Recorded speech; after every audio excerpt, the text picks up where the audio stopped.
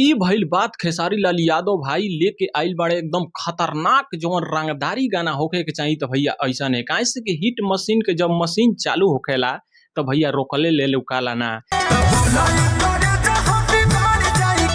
हर कलाकार के देख लो भैया के रंगदारी स्पेशल गाना गावत हुए जा, लेकिन खेसारी के जब बिगड़ जाई तो जौन गाना आइल बा बहुत ही अच्छा लेवल के बा। काहे से कि खेसारी लाल यादव इसमें अच्छा एकदम अपना महत्वपूर्ण रोल निभाए हैं और क्लीन सालनी इसमें फिट रोल की है।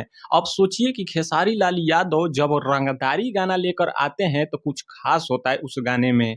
ये गाना भैया कितना दिन से कितना लोग चाहत रहे, खेसारी लाल यादव के जी चाहता वो चाहत रहे कि गाना आवे। एक पोस्टर बहुत पहले रिलीज भई रहे, लेकिन आज जाके खेसारी लाल यादव अपना पावर दिखाते हुए इस गाना में दिखाए हैं कि भोजपुरी में अगर चलता है रंगदारी गाना, अगर कभी कभी निकाल देते हैं खेसारी लाल यादव, बहुत दिन के बाद आता है खेसारी का रंगदारी गाना, लेकिन कुछ अच्छा आता है।